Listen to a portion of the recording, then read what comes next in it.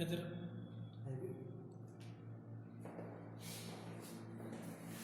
Hello students, आपका एक बार फिर से स्वागत है बॉटनी की ऑनलाइन क्लासेस में। देखिए, जो लास्ट टॉपिक हम पढ़ रहे थे वो न्यूक्लियस या केंद्रक पढ़ रहे थे और हमने कल केंद्रक की संरचना के बारे में अध्ययन किया था, उसकी संरचना देखी थी और लास्ट में हमने ये देखा था कि केंद्रक जो होता है या न्यूक्लियस जो होता है वो निम्न भागों से मिलकर बना होता था, या केंद्रक के जो भाग थे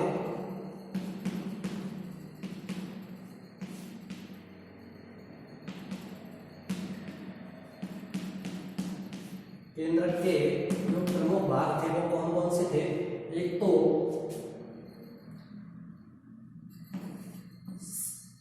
जो केंद्रक झिल्ली या न्यूक्लियर मेम्ब्रेन, क्या था? न्यूक्लियर मेम्ब्रेन, केंद्रक झिल्ली।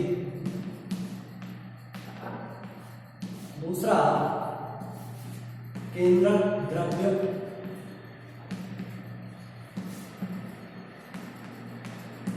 या न्यूक्लियोप्लाज्म बोलते हैं इसको। तीसरा क्रोमेटिन, तीसरा पदार्थ क्या था? क्रोमेटिन।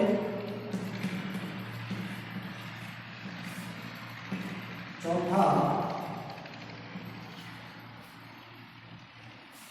पदार्थ क्या था इसमें? केंद्रक झिल्ली, केंद्रक द्रव्य, क्रोमेटिन, और अगला इसमें था एंडोसोम। क्या था?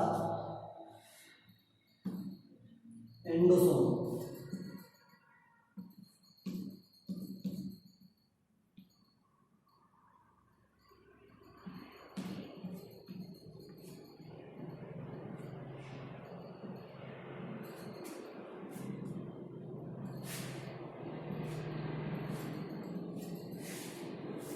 पहला तो एक तो केंद्रक झिल्ली देखी थी हमने, जो कि केंद्रक के चारों तरफ पाई जाएगी। दूसरा केंद्रक द्रव्य, तीसरा क्रोमेटिन, और चौथा एंडोसोम।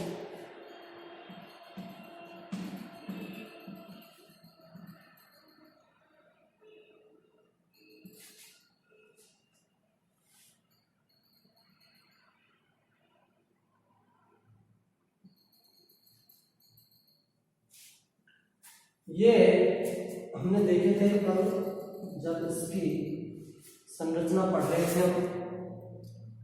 आज हम सबसे पहले जो केंद्रक झिल्ली है उसका अध्ययन करेंगे। किसका? केंद्रक झिल्ली का। किसका अध्ययन करेंगे हम? केंद्रक झिल्ली का अध्ययन करेंगे। केंद्रक झिल्ली, या इसे क्या कहते हैं? Nuclear membrane. क्या कहते हैं भाई? न्यूक्लियर मेम्ब्रेन कहा जाता है इसको, या न्यूक्लियर एनवलप भी कहते हैं। न्यूक्लियर एनवलप या प्लाज्मा वो न्यूक्लियोलेमा भी इसी को बोला जाता है। देखिए, जो केंद्रक होता है, कल मैंने संरचना बना के भी बताया था तुम्हें। जो केंद्रक होता है वो इस तरह की संरचना थी, और जो इसकी झिल्ली होती थी वो डबल लेयर या द्विस्तरीय होती थी। कैसी होती थी?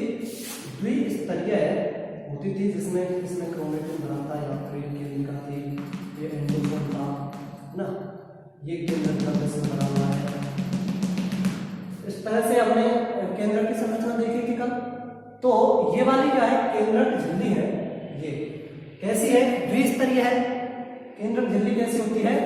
केंद्रक झिल्ली या न्यूक्लियर मेम्ब्रेन एक द्विस्तरीय संरचना होती है, अर्थात दो स्तरों से मिलकर बनी होती है, जिनमें दोनों स्तरों की मोटाई अगर देखी जाए, दोनों स्तरों की दो स्तर कौन कौन से होंगे? एक तो हमने लिखा था कि ये तो आउटर मेम्ब्रेन है, आउटर मेम्ब्रेन, ये इनर मेम्ब्रेन, अर्थात एक तो बाह्य भित्ति, दूसरी अंतः भित्ति।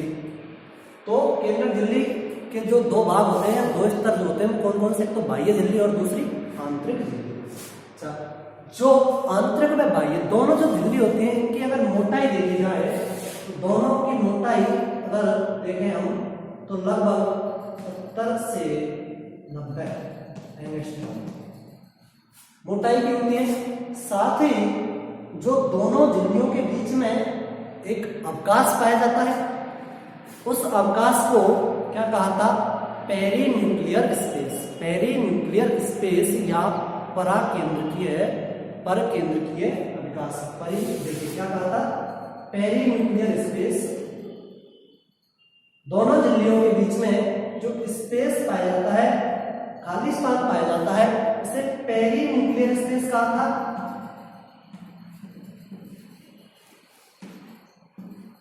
स्पेस या परिकेंद्रकीय अवकाश। क्या कहा था? परिकेंद्रकीय अवकाश।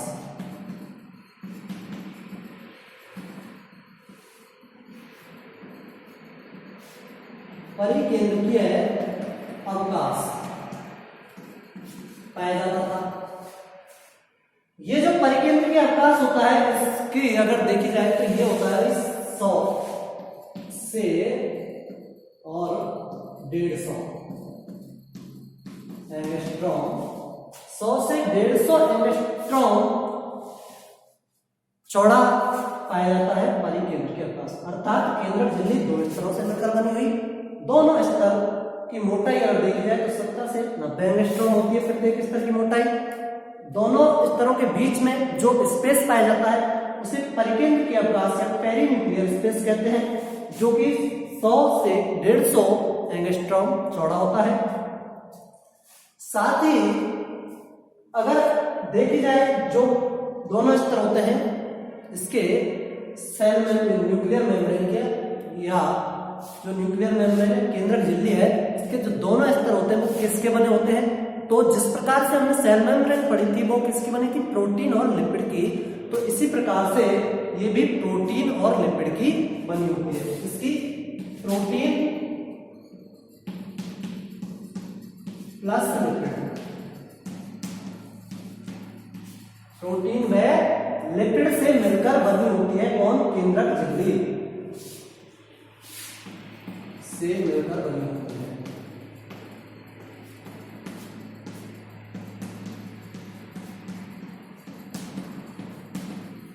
किससे मिलकर बनी होती है? प्रोटीन और लिपिड से मिलकर बनी होती है कौन? केंद्रक झिल्ली। अच्छा, इसके बाद एक तो हमने ये पढ़ लिया कि बनी किससे? प्रोटीन और लिपिड से मिलकर बनी होती है। कितने स्तर होते हैं? 2 स्तर होते हैं, अर्थात ये द्विस्तरीय होती है। दोनों स्तरों की प्रत्येक की मोटाई देखी जाए 70 से 90 एंगस्ट्रॉम होती है, और दोनों स्तरों के बीच में कौन सा अवकाश पाया जाता है? पेरीन्यूक्लियर अवकाश पाया जाता है। इसके बाद अगला पॉइंट क्या है? अगला पॉइंट ये है कि जो बाह्य स्तर होता है, जो आउटर मेम्ब्रेन या बाह्य स्तर होता है, वो खुरदुरा होता है। कैसा होता है? खुरदुरा होता है। कैसा? खुरदुरा। जो बाह्य स्तर है कैसा होता है? बाह्य स्तर खुरदुरा होता है, क्योंकि बाह्य स्तर पर राइबोसोम के कण पाए जाते हैं। क्या पाए जाते हैं? राइबोसोम के कण पाए जाते हैं। उन राइबोसोम के कणों के कारण ये कैसा होता है? बाह्य स्तर इसका खुरदुरा होता है। राइबोसोम जो कि प्रोटीन संश्लेषण में मदद करते हैं, या प्रोटीन संश्लेषण करने वाले जो कण होते हैं वो राइबोसोम्स कहलाते हैं। इन्हीं को प्रोटीन की फैक्ट्री भी कहा जाता है। कोशिका में प्रोटीन की फैक्ट्री किसे कहा जाता है? राइबोसोम को कहा जाता है। चूंकि केंद्रक की बाह्य झिल्ली पर राइबोसोम कण उपस्थित होते हैं, इसलिए यह उन राइबोसोम कणों के कारण खुरदरी होती है। जबकि जो अंतः भित्ति है वो चिकनी होती है। कैसी होती है? चिकनी होती है अंतः भित्ति। ध्यान रखना, बाह्य भित्ति खुरदरी होती है, जबकि अंतः भित्ति चिकनी होती है। ठीक है, ये हो गया पॉइंट। अगला पॉइंट क्या होगा इसका केंद्रक झिल्ली का, कि इसके बीच बीच में अनेक छिद्र पाए जाते हैं। केंद्रक झिल्ली में क्या पाए जाते हैं? अनेक छिद्र पाए जाते हैं, जिन्हें केंद्रक रंध्र, जिन्हें जो छिद्र पाए जाते हैं इनको केंद्रक रंध्र, केंद्रक रंध्र या न्यूक्लियर पोर कहा जाता है। इंग्लिश में क्या कहेंगे? Nuclear pore. क्योंकि बहुत सारे पाए जाएंगे इसलिए पोर्स भी दिया है ना, बहुवचन है। तो बहुत सारे क्या पाए जाते हैं इसमें? केंद्रक झिल्ली में छिद्र पाए जाते हैं, जिन्हें केंद्रक रंध्र या न्यूक्लियर पोर्स कहा जाता है। सही। ये जो केंद्रक रंध्र होते हैं इनके बारे में अगर हम देखें तो ये एक अष्टभुजी संरचना होती है। क्या? एक अष्टभुजी संरचना होते हैं।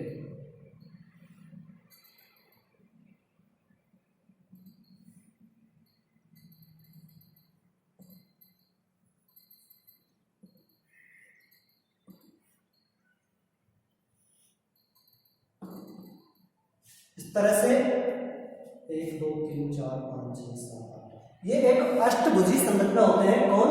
प्रत्येक रंध्र की संरचना कैसी होगी? अष्टभुजी, अष्टभुज संरचना होती है प्रत्येक केंद्रक रंध्र की।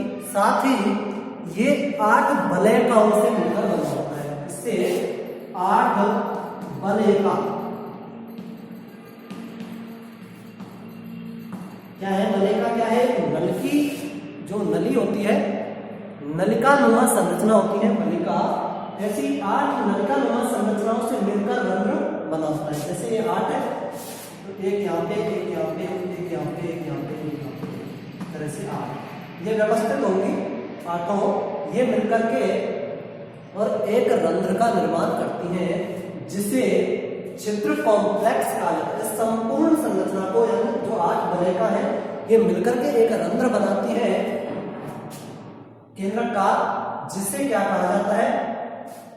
पोर कॉम्प्लेक्स या रंध्र जटिल। क्या कहा जाता है?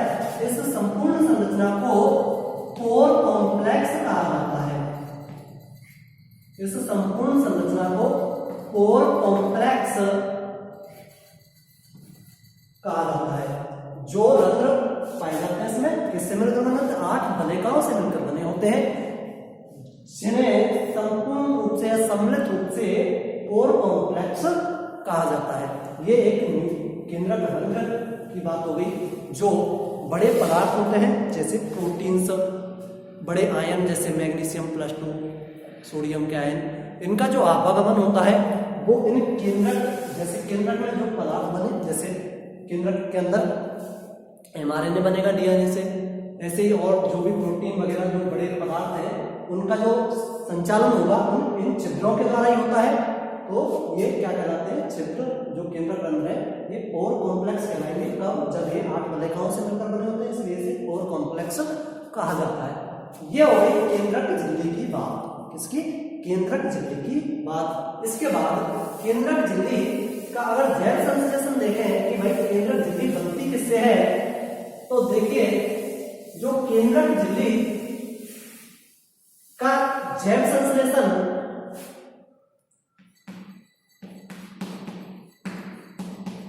केंद्रक झिल्ली का जैव संश्लेषण, अगर इसके जैव संश्लेषण की बात की जाए केंद्रक झिल्ली के, तो केंद्रक झिल्ली का जो जैव संश्लेषण है वो होता है एंडोप्लाज्मिक रेटिकुलम से। किससे? एंडोप्लाज्मिक रेटिकुलम से, या जिसे अंतःप्रद्रव्ययी जालिका कहते हैं। जिसे अंतःप्रद्रव्ययी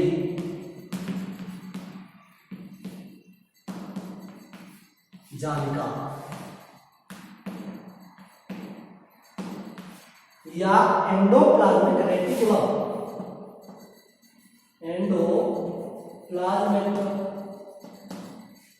रेटिकुलम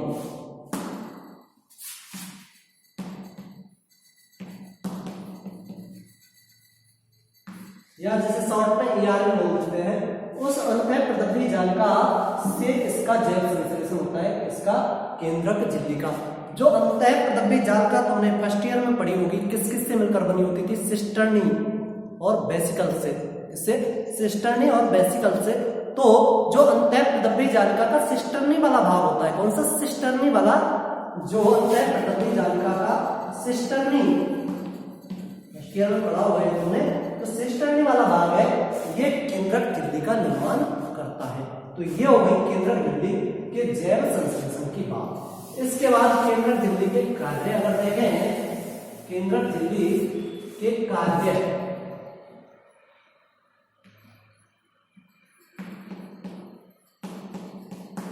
केंद्रक झिल्ली के जब हम कार्य देखते हैं तो इसका पहला कार्य तो ये है कि ये केंद्रक द्रव्य, क्या? ये केंद्रक द्रव्य को कोशिका द्रव्य से पृथक रखती है। पहला कार्य क्या है इसका? ये केंद्रक द्रव्य को कोशिका द्रव्य से पृथक करती है, यानी केंद्रक द्रव्य और कोशिका द्रव्य को अलग करने का काम करती है। एक तरह से केंद्रक की सीमा बनाती है कौन? केंद्रक झिल्ली। ये तो इसका पहला कार्य हो गया। दूसरा कार्य इसका क्या है? ये पदार्थों के संचालन में मदद करती है, यानी पदार्थों के संचालन में हेल्प करेगी कि पदार्थ अंदर से बाहर और बाहर से अंदर जाते रहते हैं। तो इसकी जो हेल्प करेगी वो कौन? केंद्रक झिल्ली करती है। अच्छा, दूसरा कि इसकी सतह पर राइबोसोम भी पाए जाते हैं, तो प्रोटीन संश्लेषण में भी हेल्प करेगी। अच्छा, तीसरा पॉइंट क्या होगा? ये केंद्रक झिल्ली एक तो कौन सा हो गया? भाई केंद्रक का एक तरह से सीमा बनाती है, मतलब केंद्रक और केंद्रक द्रव्य जो कोशिका द्रव्य है उनको अलग करने का काम करती है। तीसरा, इसकी सतह पर राइबोसोम के कण पाए जाते हैं। अगला, इसमें छिद्र पाए जाते हैं, उन छिद्रों से होते हुए पदार्थों का अवगमन होता है। तो इस तरह से संचलन में भी मदद, पदार्थों के संचालन में भी मदद करती है कौन? केंद्रक झिल्ली। इस प्रकार से पहला जो अंग है इसका केंद्रक झिल्ली, वो यहाँ पर कंप्लीट होता है। इसके बाद हमें पढ़ना है केंद्रक द्रव्य। क्या पढ़ना है? केंद्रक द्रव्य, और वो हम पढ़ेंगे नेक्स्ट क्लास में। धन्यवाद, थैंक यू।